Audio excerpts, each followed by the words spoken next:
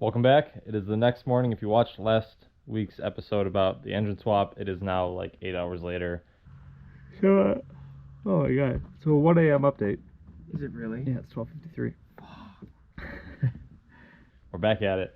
Dylan's not here right now. He's actually out picking up the new wideband sensor. So again, big shout out to Tim Adams, your lifesaver every time. Not the first time he saved my ass. Probably not the 5th time he saved it. So I love you. I know.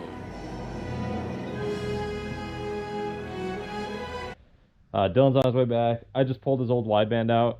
Well, I guess my old wideband out of his car and put it back into mine. All that works. That's ready to go back on the ground. Once he gets here, we're going to throw this thing in, and hopefully that fixes it. Let's see if we can make it to Dyno Day.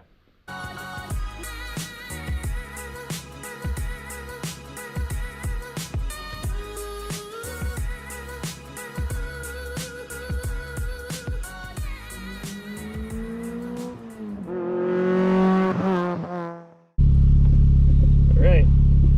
We good? I believe so. Now you're. Go. Whoa.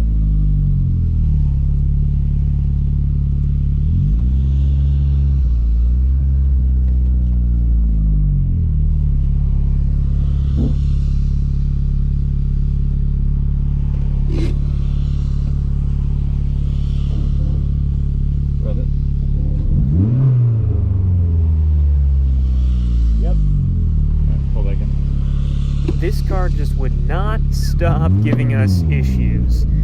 So what we figured out happened is the PCV system that we'd modified was venting a little too well. So you have your PCV system. I have a catch can in there, so, you know, hose goes off the crankcase to a catch can, and then from the catch can back into the intake manifold. This issue went away after we removed that line from the catch can into the intake manifold and just put a breather on the catch can. Basically, it looks like it was just venting too much, and our intake manifold was just sucking in a bunch of oil. So as soon as we put that breather on, the car stopped burning so much oil, and we were able to go for a quick drive around the block, check over some general parameters, and get the car ready for our journey down to the dyno. So we made it. I'm still kind of in disbelief that we're here at the dyno on Sunday. Brought the car over to Stefan's on Monday, and here we are 6 days later at the dyno, and we've just gone through such highs and lows throughout this whole process. So many people have stopped by at Stefan's. Brian, huge shout out to Brian. He stayed around and helped us out for a good part of it on Saturday. And huge shout out to Stefan too. You know, I'd never be here without him. And you know, I know we're doing this together and whatnot, but he's definitely the driving force when it comes to this side of the projects we do together. I love you, dude. I love you, bro Montana. I love you, Holmes. I love you, Broseph Glabels. I love you, Machacha. I love you, Tico Brohe. Okay. That was also probably the most anxious drive I've had ever. I was fighting misfires the whole way. There was noises. You know, you take these cars apart, and you put them back together, and you hope for the best. We're gonna start tuning now. Hopefully we can get rid of that misfire and just see what happens. 7 pounds wastegate, and then go from there.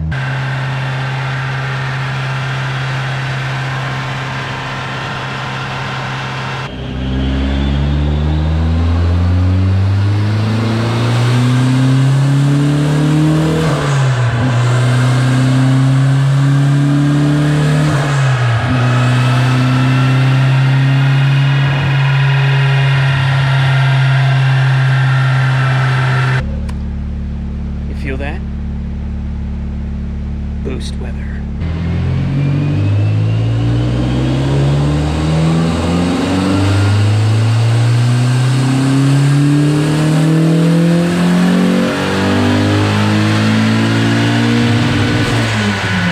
207 first run at 7 pounds. And look at that torque. Look at that flat torque, baby. With a peak torque around 170. I'd say that's a pretty decent starting place to be at. We'll see how much farther we can get, but for a first pull, I'll take breaking the 200 wheel. Not bad.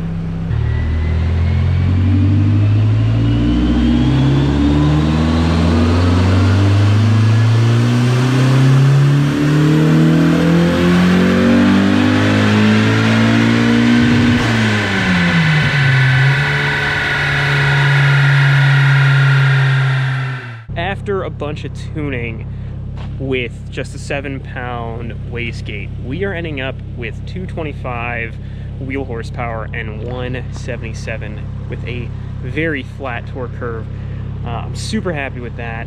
I didn't expect it to be that much. We were thinking of being a little over 200, but at 225, that's going to give me plenty of power to have fun with, be reliable with, and have tons of fun and not have to worry about anything. So now we're just going to start messing around with it. We'll see how far we can take the turbo and this setup and how much PSI we can throw at it and just go from there. So let's do this.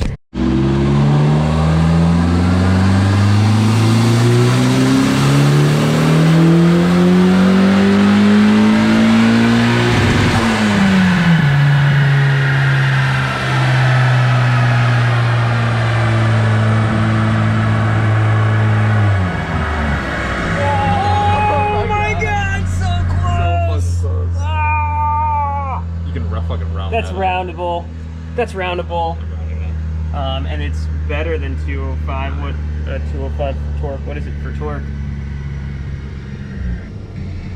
220. 220. 221. 221. Yeah! 100 wheel horsepower we made.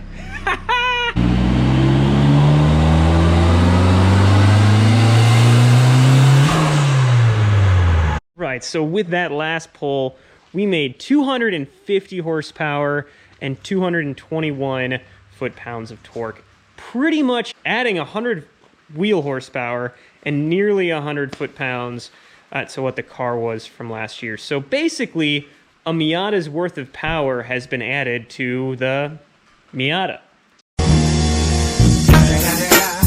Well, this is just the weekend that keeps on giving. Somehow we managed to a stationary car blow a brake line. No idea how this is possible. There's no rubbing, there's no any sort of damage at all. But I guess it's fitting that the dyno day ends this way with us. That was the last pull too. Again, ending. That's close for it to happen though. Yeah. Now we gotta locate a line, and it's probably gonna be another patch job. Just find something that somebody has laying around, do it, drive it home, and I'll have to buy some brake lines another time. And they're stainless steel brake lines that I've done. So anyway, on this tired, exhausted, kind of defeated, but mostly victorious ending, we'll catch you next time. Psych. We actually managed to find brake lines locally, and we've already got it fixed, folks. Shout out to Cam's dad. He had a set of 3 laying around 20 minutes away. So car's coming home today, folks. I am going to be able to drive it and experience it too. Oh my God, can we please get home without any more issues? We're here a week from the dyno, so a week from what you just saw. Now the first couple days, including the drive home from the dyno, it was wet. It rained like every day, all week long. So I really haven't gotten out to experience the new power on dry roads. I gotta say, it just makes all the right noises. I can't believe this car is mine. I can't believe that we hit the goal of 250 that I rode on that silly board all those months ago. But yeah, we broke 250 with this thing. It spools up real fast. I went through those lengths that we did during the winter with the porting and the different turbine, and it really seemed to have paid off.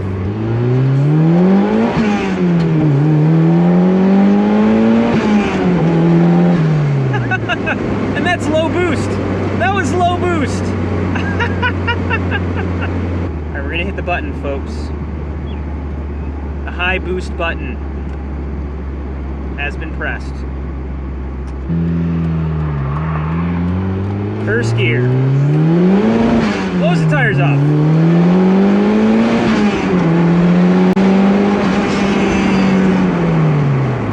Man!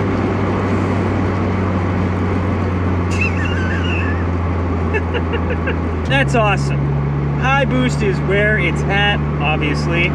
Why would you not like more power? And I'm glad I don't have that all the time for multiple reasons. If I had that much power all the time, I'd be getting tickets left and right.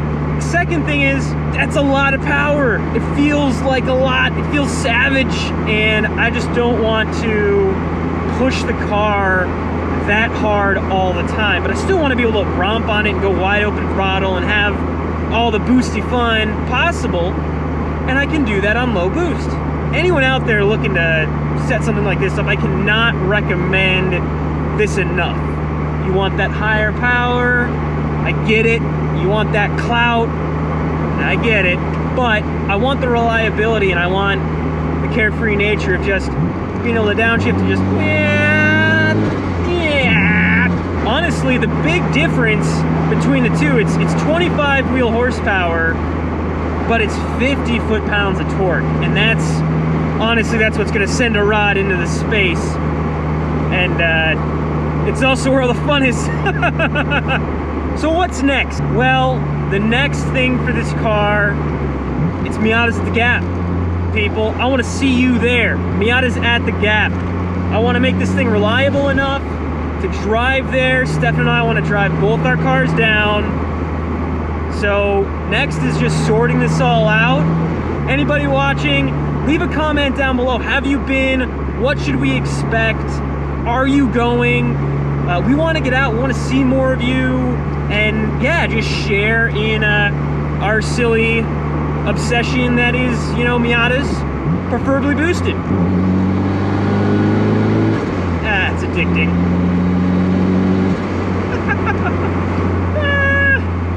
I can't believe this is my car. As always, stay tuned, and thanks for watching. I have a boosted Miata!